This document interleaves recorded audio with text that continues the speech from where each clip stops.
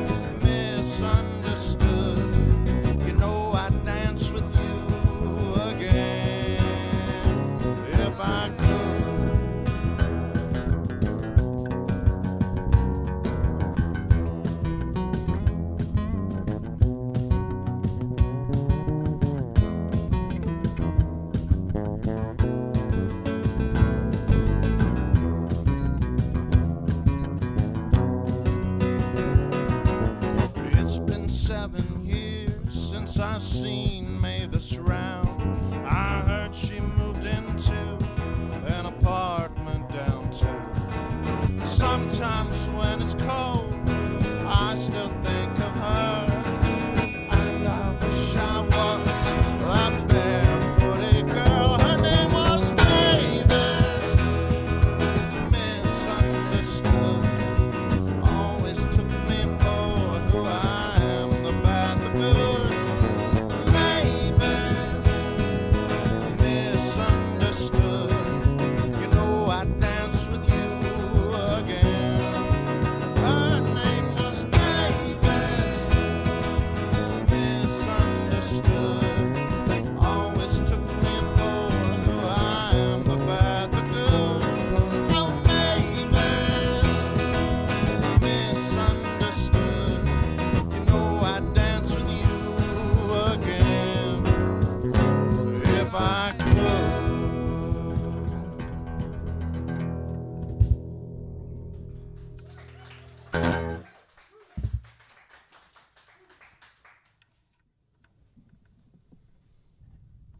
This is called Hypnochondra Cat.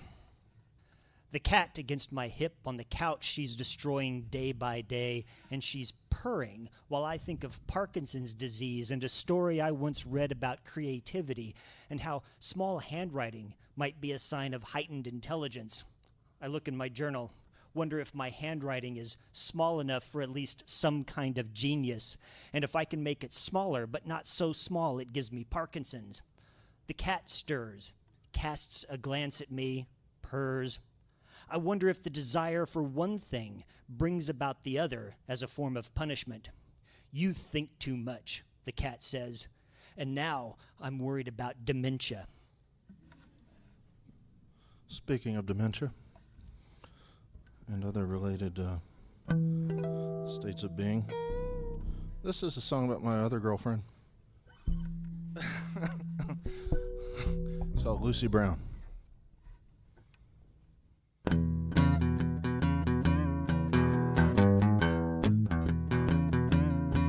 Well, I had a little woman and her name was Lucy Brown. A pretty little woman and her name was Lucy Brown. I'm a landlubber and a feet never hit the ground. Lucy, Lucy, Lucy Brown. Lucy, Lucy, Lucy Brown. Lucy, Lucy, Lucy Brown. Lucy, Lucy, Lucy Brown. I'm a landlubber and her feet never touch the ground.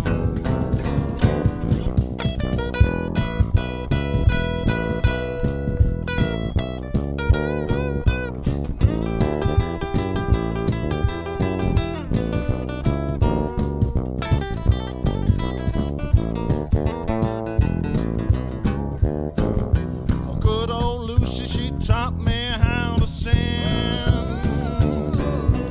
Good old Lucy, she taught me how to sing. She taught me how to pray, taught me how to forgive.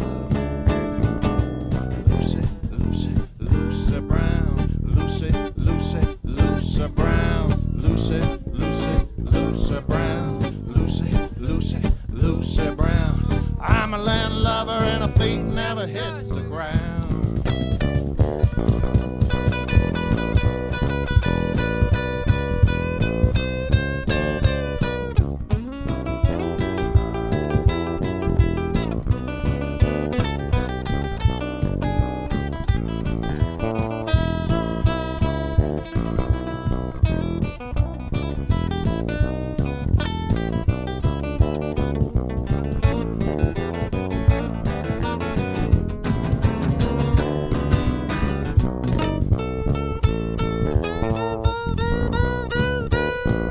She had a tattoo of the devil on her soul. She had a tattoo of the devil on her soul. I swam across the ocean, but the tattoo would not go. Well, good old Lucy, she's away out on the sea. Good old Lucy, she's way out on the sea. Out on the ocean, sailing away from me. Yeah. Lucy, Lucy, Lucy Brown. Lucy, Lucy, Lucy Brown. Lucy, Lucy, Lucy Brown. Lucy, Lucy, Lucy Brown. I'm a landlubber and her feet never touch the ground.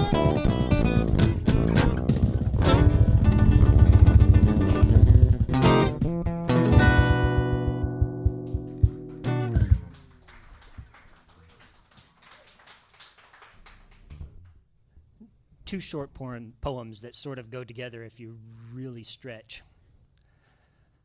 Marketing will get you everywhere.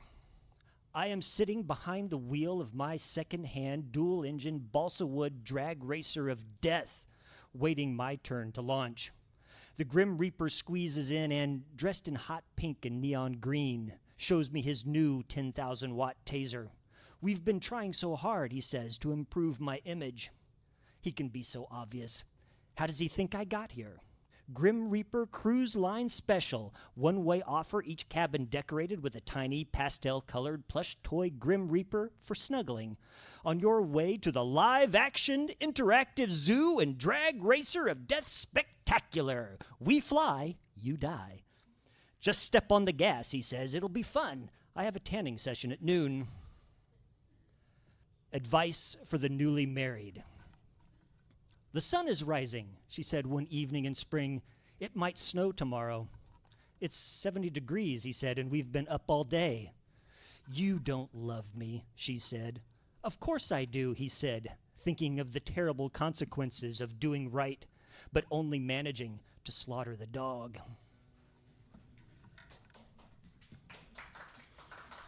Poor dog.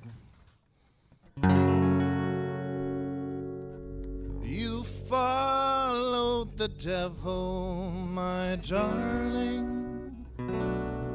You left with him late last night. You could not resist his long black coat, or his eyes filled with magic and light.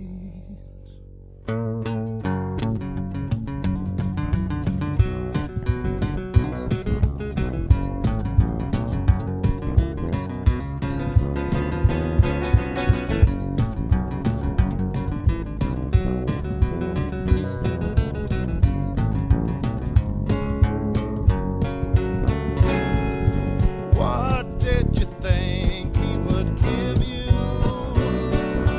after he took all you own? Would it be fortune? Would it be fame? You'll be lucky if you're left with your bones. You follow the devil, my darling. You left with him late last night. You could not resist his long black coat, or his eyes filled with magic and light.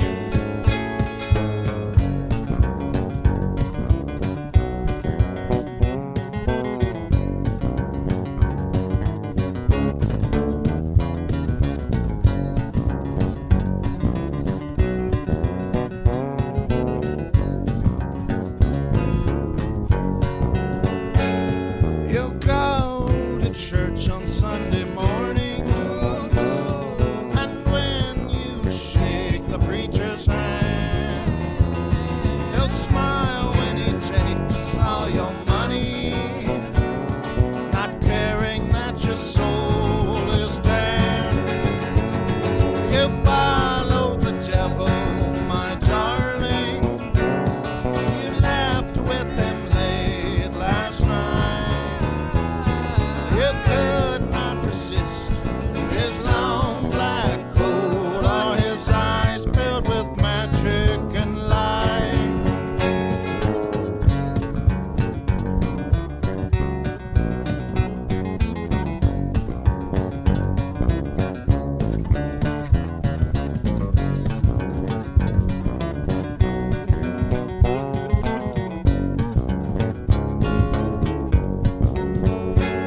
And when you return to me, darling, and look once again into my eyes, the light that you see will be brighter than the light in Lucifer's light.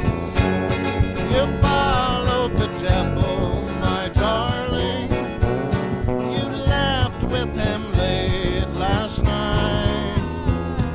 You could not resist his long black coat, or his eyes filled with magic and light. Oh, you followed the devil, my darling. You left with him late last night. You could not resist his long black coat, or his eyes filled with magic and light.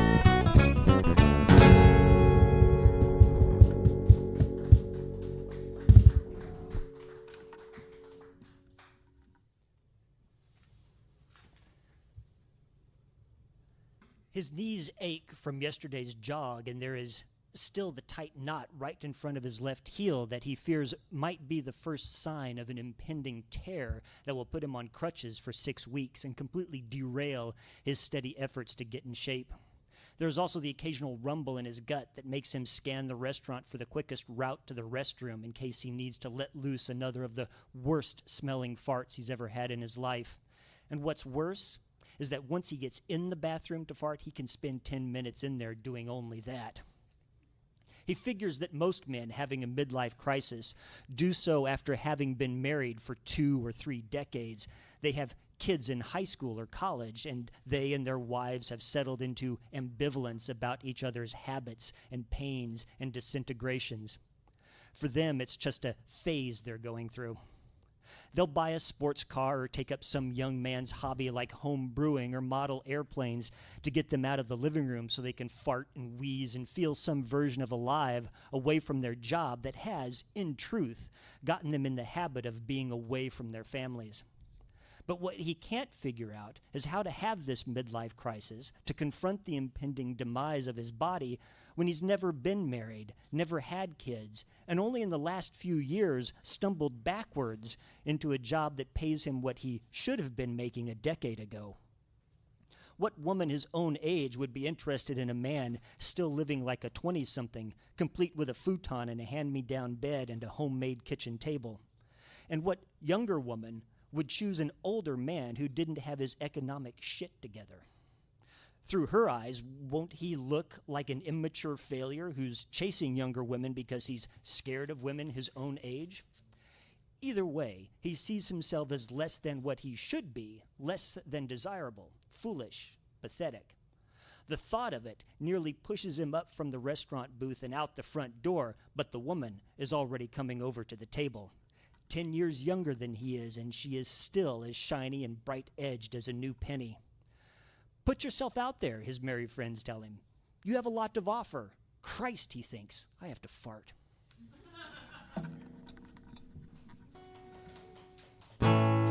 Jason Millot. Yeah, give him a big hand. Put your hands together.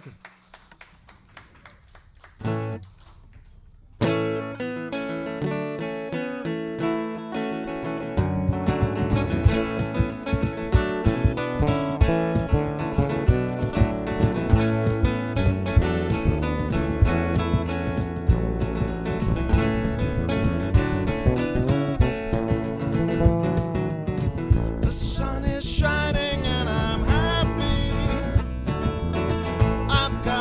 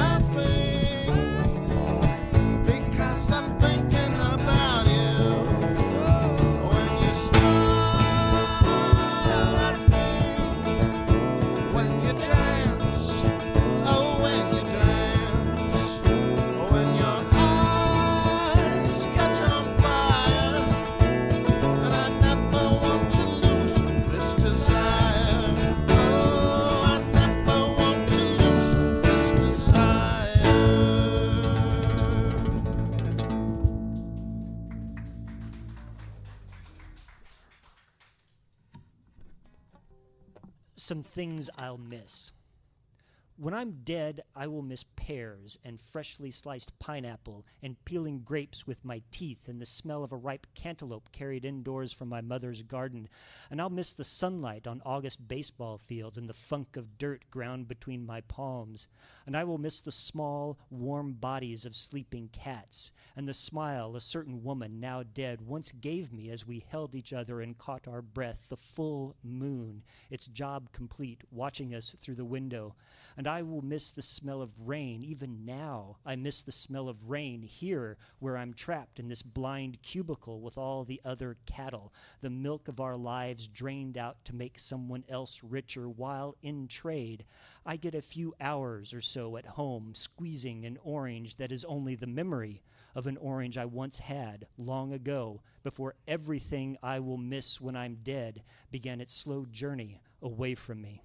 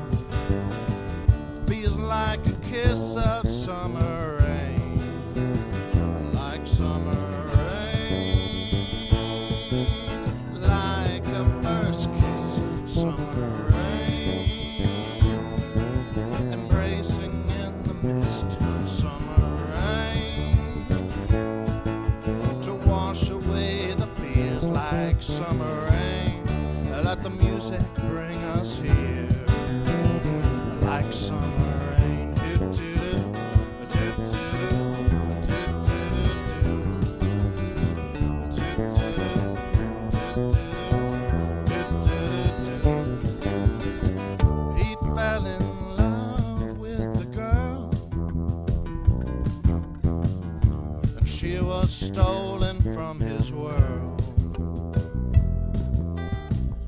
She came to him in a dry time with kisses that felt like summer rain, like summer rain, like a first kiss, summer rain, embracing in the mist like summer.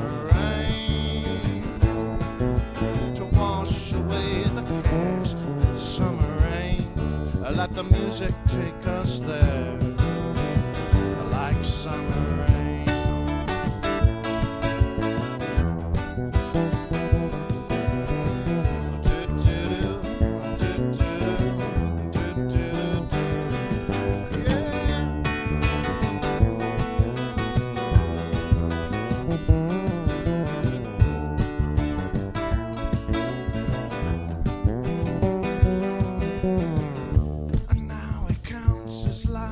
Decades, thinking of all mistakes that he has made, and maybe a song he sung,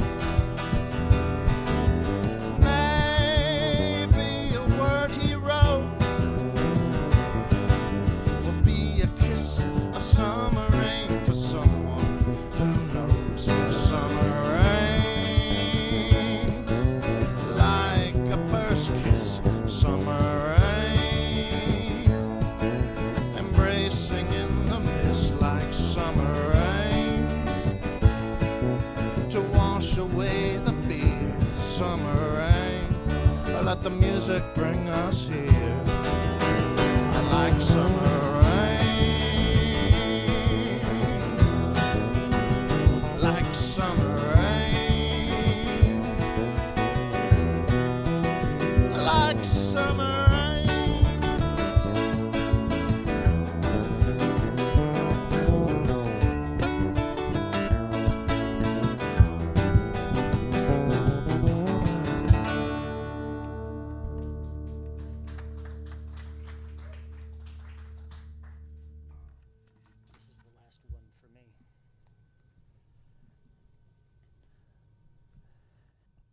She is no longer mine to remember this way, and yet there she is, on the bright edge of my consciousness, and I am wondering if I can remember truly how she smelled, or how her skin felt, warm and damp, even as the chill air around us raised goosebumps along her thigh, where it rested over my waist, trapping me with its weight. And there was a way she orchestrated her hands when she talked, as if she were painting the air before her with the things she was saying. Once, in a car driving south under a storm-bruised sky, I watched her trace the pattern of a vibrantly blue cloud on the passenger side window, her hand part brush, part knife.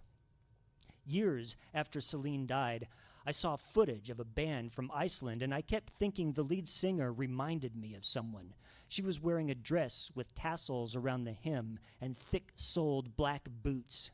Then she started to sing, and her hands floated up, fluttering, painting the air in front of her the same way Celine would have. There aren't many memories I still have of her, and bringing them out to look at them is like unrolling the delicate remains of some ancient parchment. If I'm careless, if I'm too fast laying them out, the edges will crumble away.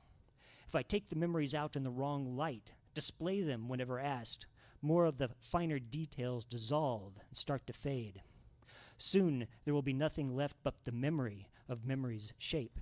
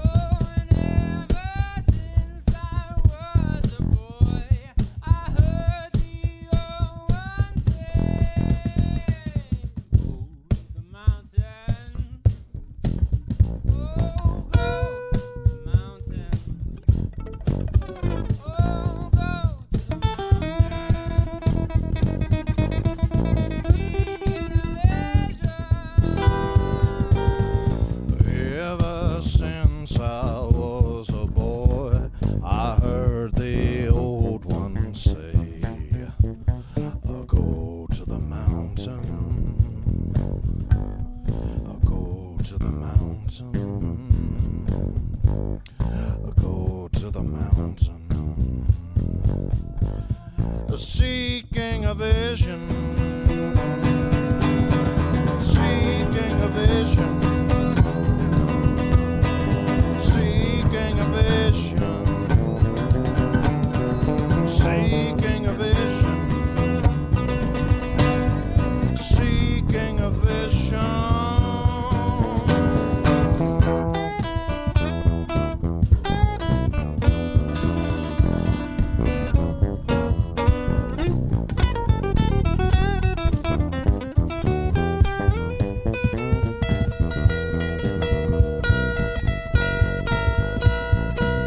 Ever since I was a boy, I heard the old one say, go to the mountain,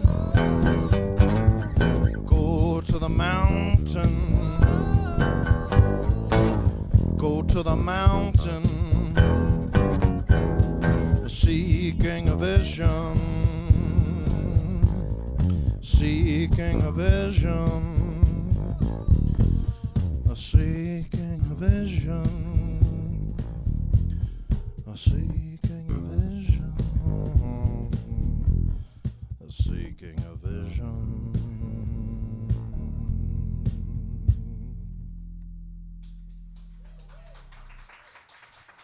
Thank you. This is the Ezras, everybody.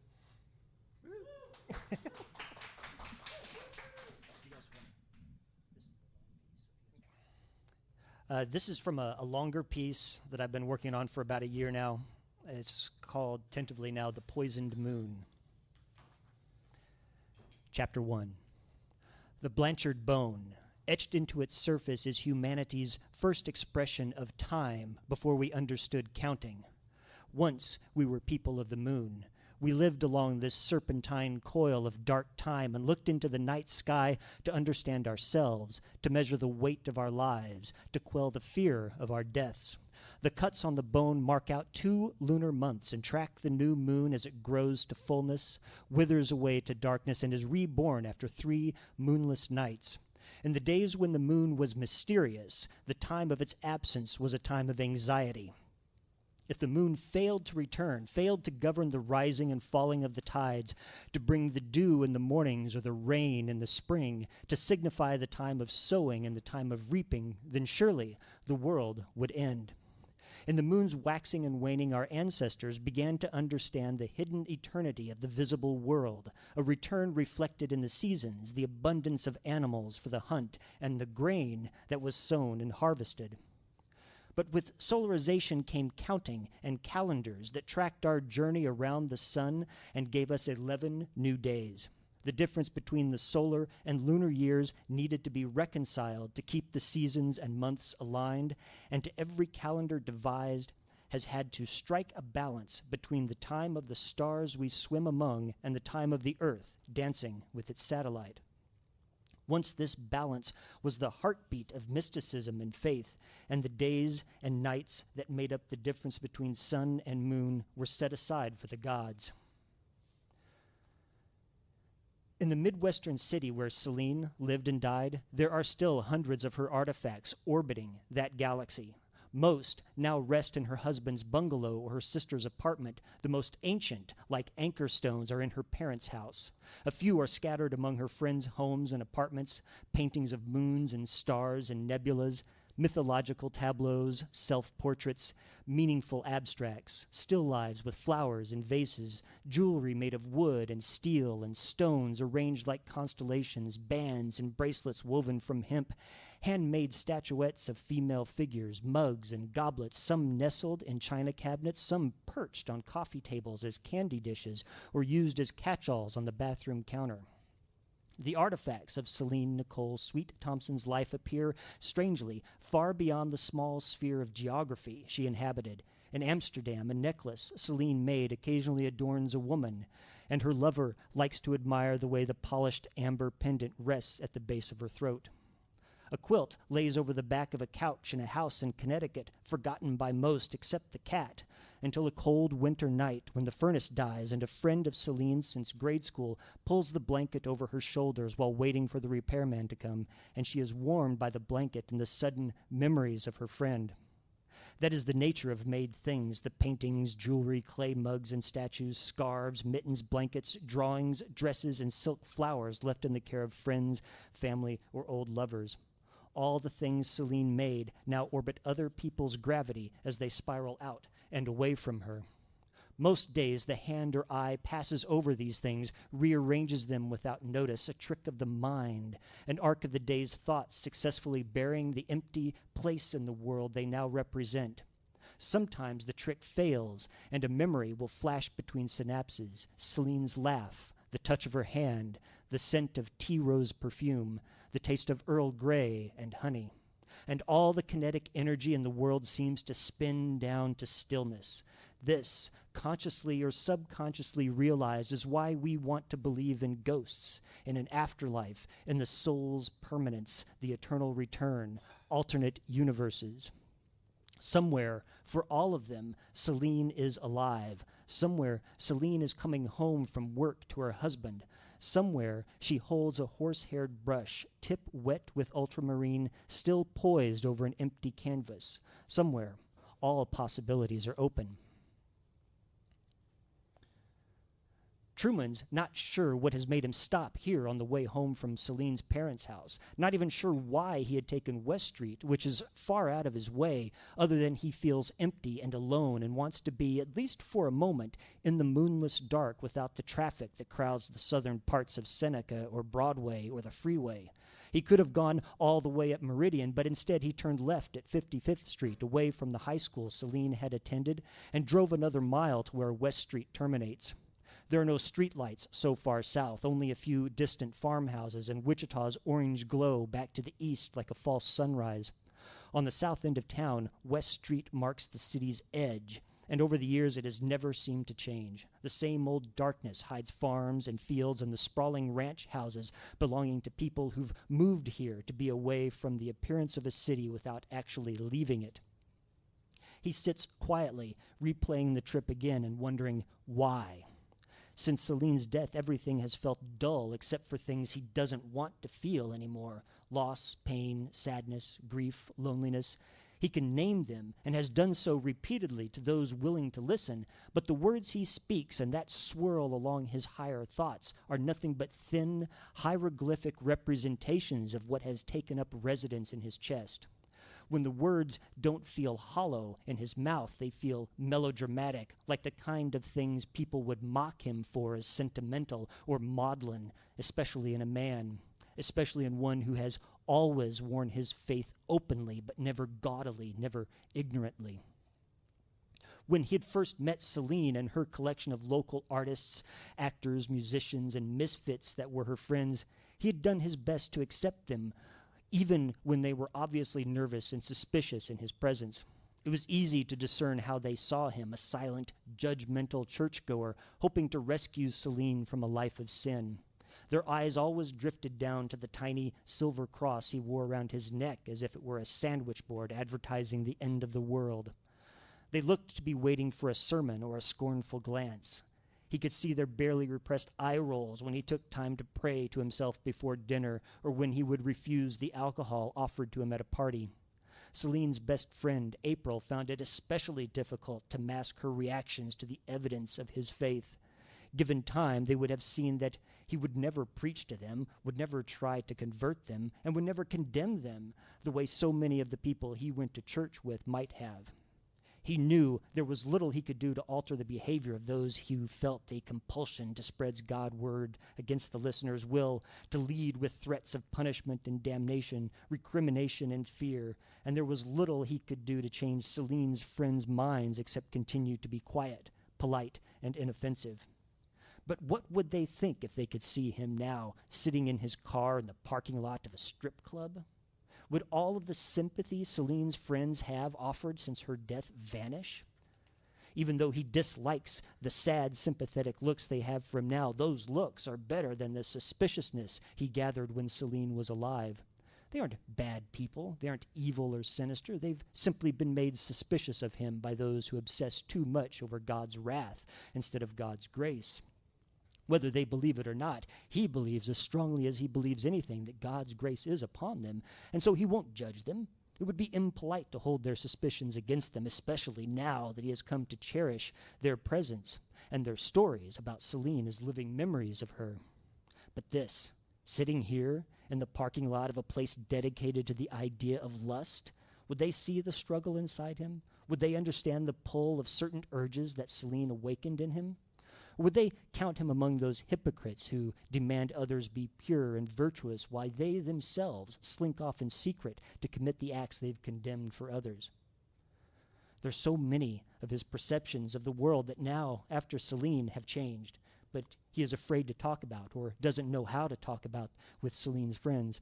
He certainly can't mention such things to people at church. How can he explain the astonishment and euphoria that overtook him when Celine was lying naked beside him, or when, in the morning, he'd glimpse her stepping from the shower, slick and glossy, the water making her tattoos, which he once hated, shine and glisten? He had loved the way she could surprise him when they made love, and yet he feared knowing how she had come to learn such things. At the time they married, he felt he had known her more deeply than he had known anyone, and yet, since her death, mysterious facets have been revealed to him with every story her friends tell. It's as if she'd been 100 different people in her life, and the version she'd presented to him was a reduced, trimmed, abbreviated, and circumscribed version that he had chosen to believe was complete. These thoughts have perhaps been with him all day, even before making the visit to her parents' house.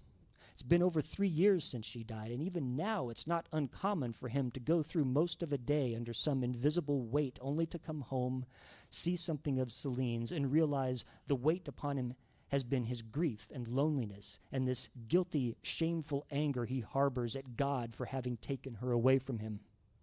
What darkness, what devil made him turn the wheel and point himself here, of all places? Celine was never a stripper, although she knew women who were. She never frequented places like this, although he knows some of her friends did, and maybe they still do. Since Celine's death, how many times has he made the drive to and from her parents' house without making the turn to come here? The notion had never even crossed his mind. He has felt this physical loneliness before, felt this wide, impossible separation from Celine in every part of his body. He has awakened some mornings having dreamed so vividly and intensely of her that he had ejaculated in his sleep like a teenager. Has his nervous system operated like some hedonistic compass, threatening to send him over the edge of the world because the sex dreams about his deceased wife are too much to bear?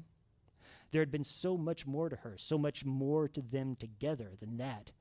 Their vacations to Colorado, their plans for children, their love of old movies, the quiet Saturday mornings over coffee, the peaceful, pious Sundays in church. He knows she took more pleasure in the light through the stained glass windows and the motions of the rituals than in anything Reverend Dunning ever said. Maybe the light on Sundays, too, had become his greater joy. Simply being in a holy place with Celine, even one that was as small and plain as their neighborhood church, was as awe-inspiring as the grandest cathedral because, through her, he could see the mystery and beauty in a shaft of light turned ochre or azure through stained glass, how it illuminated the galaxies of hovering dust in the colored air. The turbulence inside him starts to ebb away, easing the anxious knot of sadness in his chest. He leans back in the driver's seat, looks up through the moonroof at the clear, moonless sky with only a few stars and planets able to pierce the city's light pollution. He tries to pick out the few constellations he remembers Celine showing him such a long time ago. Maybe his view is too restricted, or maybe it's his position on the earth. But even though he's only a few miles from home, he can't find a single constellation he knows, and somehow that seems to unravel the last of his anxiety, as if the unfamiliarity of the sky above him has forgiven him. Taking his eyes from the sky, resigned to the sadness, his hand already searching for the key in the ignition, and he sees a woman in the parking lot. She has appeared out of a car, the light from the marquee catching her as she turns, closes the car door. She is hurrying now up to the entrance where she pauses to pull open the front door. She has dark, curly hair that hangs past her shoulders, and there's a magnesium streak rising back from her forehead over her right eye.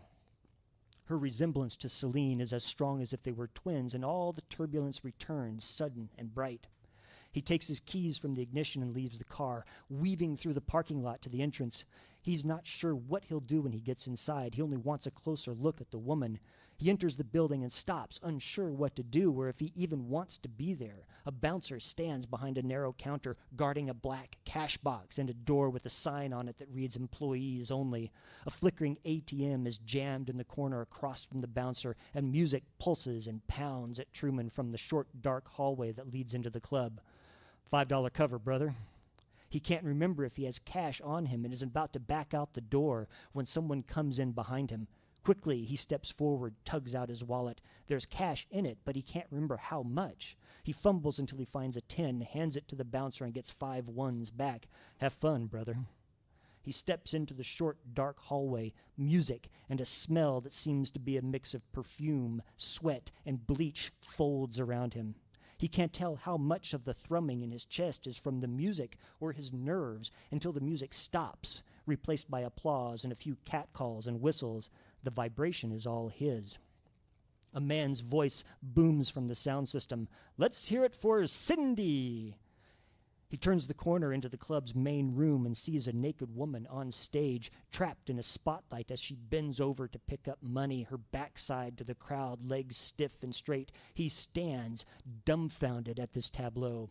After she collects all the money, she darts backstage briefly and reappears with a spray bottle and towel, still naked except for her high-heeled shoes. Quickly, she sprays and wipes down the 2 poles before leaving the stage again. The spotlight goes out and the house lights come up a little. It's still hard to see much of anything in the dark beyond the stage except the bar and the glowing sign above another ATM. The men's faces in the audience and the waitresses scattered about are mostly hidden, but he feels like all of them can see him clearly. The man who had come in behind him shuffles past. "Don't block up the door, Stretch," he says, before joining 2 men at a table near the stage.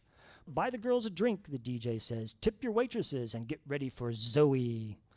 He closes his eyes for a moment and tries to pray. He needs to turn around and walk out the front door, but his legs still feel rooted to the floor, stiff as wood. Whoever he'd seen in the parking lot, whatever about her that reminded him of Celine, is an illusion, he tells himself, a wishful fantasy. He already suspects the worst, that she works here and will be up on stage soon, and he doesn't want to see it, doesn't want whatever she does up there to be paired with his memories of Celine. The stiffness in his knees ebbs away, the rooted feeling eases, and he takes the first step only to walk into a new wall of sound and light. Zoe appears on stage as if she's materialized from the spotlight, dressed in a shimmering, tight black dress that must be silk or satin.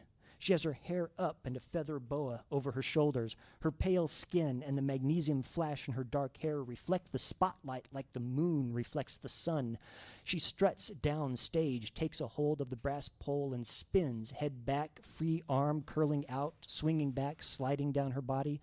He is lost, trapped, heartbroken. Zoe could be Celine's twin. She walks up stage now, the backless dress cut so low the cleft at the top of her buttocks shows. Her back is a nearly pale expanse up to where her shoulders are covered by the long feather boa, and then she lets it fall to the floor. There, on her left shoulder blade, is a single tattoo. He can't see it very well at this distance, and then it's out of sight as she turns to face the crowd. Its shape and its colors remind him of the red, gold, and pearl-white dragon Celine had tattooed on her left shoulder blade. He takes a seat at a table near the stage and watches the woman dance, waiting for another chance to see the tattoo. When she turns again, slower this time, Truman can see the tattoo. Against his memory, it appears to be identical to the one Celine had. And now, as she pivots and turns again in her dance, she is smiling, and the resemblance to Celine is stronger, uncanny. Quickly, he stands up from the table and hurries outside to his car.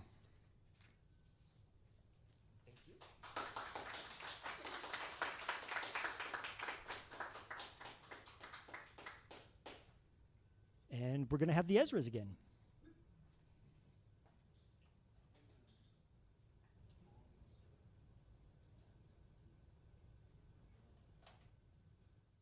Well, let's hear it for Jason. That was a great piece. I was completely into that story. That was good writing. Yeah, feel free to just get up and mill about and talk about. We're going to play some music and have some snacks for us. So Kurt was quietly slicing into that block of cheese over there during that. Not bad.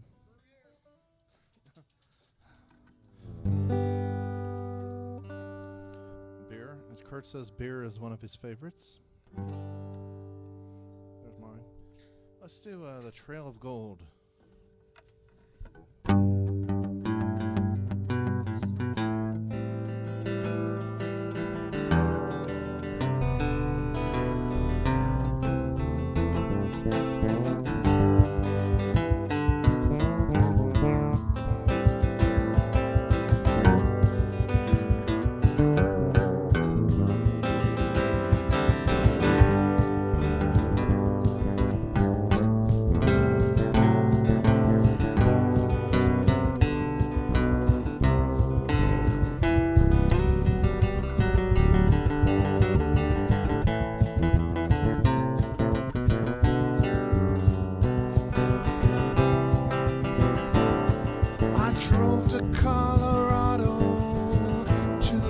In one, I didn't stop until I saw the hills and the mountains scrape the sky and the sun.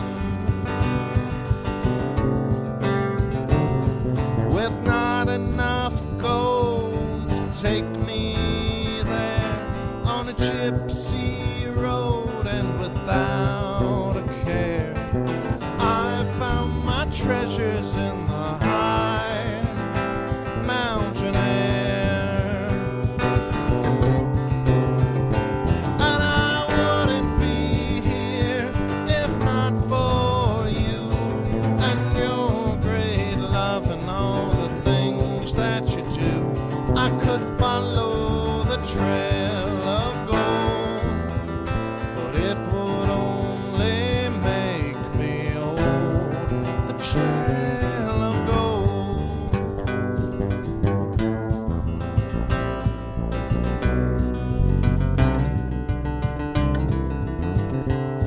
I drove to California 3 days and 2, and I didn't stop until I saw the trees and the Nevada wind sweeping away the dew. The dew. I was thinking about my Indian blood with a broken heart made of dust and mud, and I found my treasures in the ocean of a flood, a cleansing flood. And I wouldn't be here if not for you and your great love and all the things that you do. I could follow the trail of gold, but it would only make me old. The trail of gold.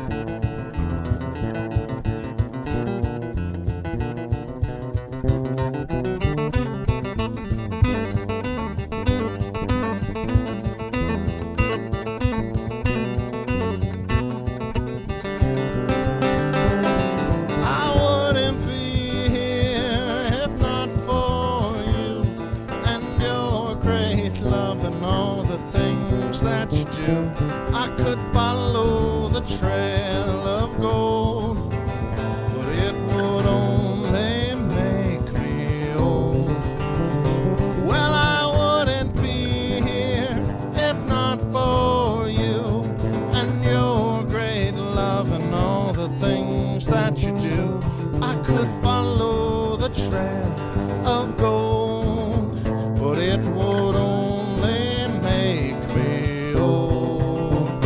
Well, I wouldn't be here if not for you and your great love and all the things that you do. I could follow the trail of gold, but it would only make me old.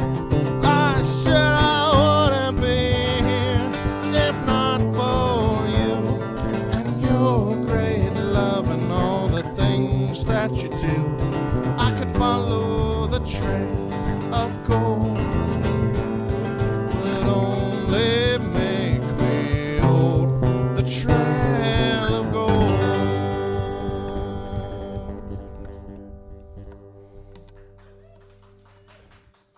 Thank you.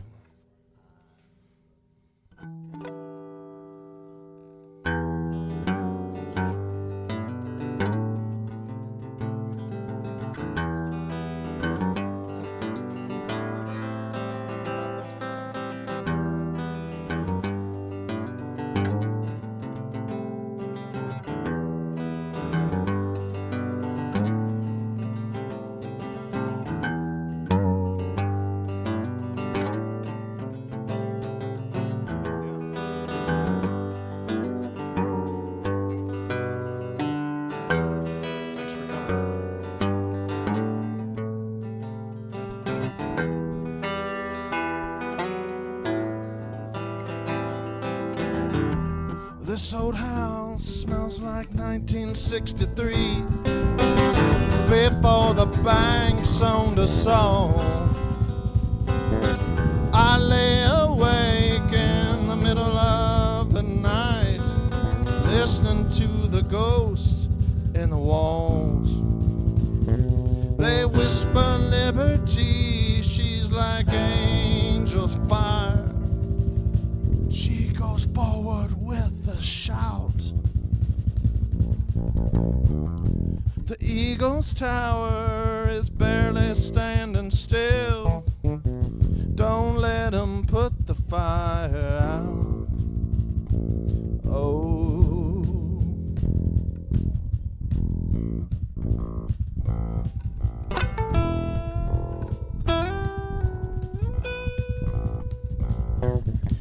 Banksters and gangsters and fools and kings hide behind the golden wall. Do you understand that the walls are made of wood and we can burn them all?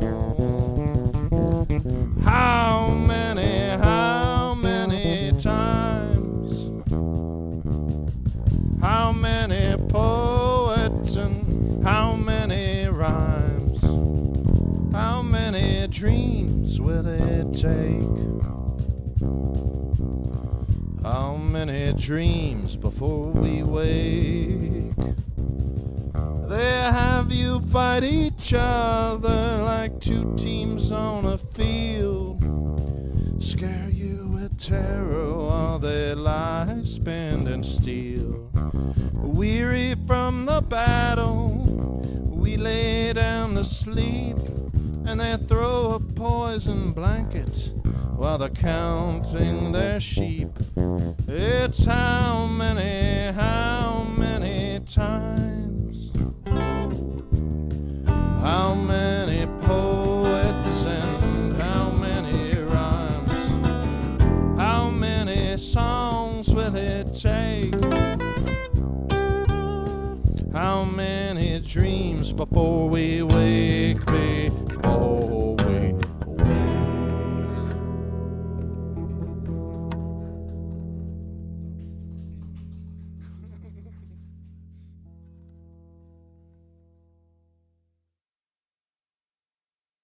This episode, Outrider Live, Words and Music, was recorded in front of a live audience and features poetry and prose by me, your host, Jason Quinn Malott, and live music by Wichita band The Ezras. Event sound was engineered by Kurt Turner, and the podcast was edited and produced by Heather Ann Eden. The Outrider podcast will be back with a 6-part series on crime and detective fiction called Bad Business. And there'll be more Outrider live shows featuring great poets and writers performing with local musical acts.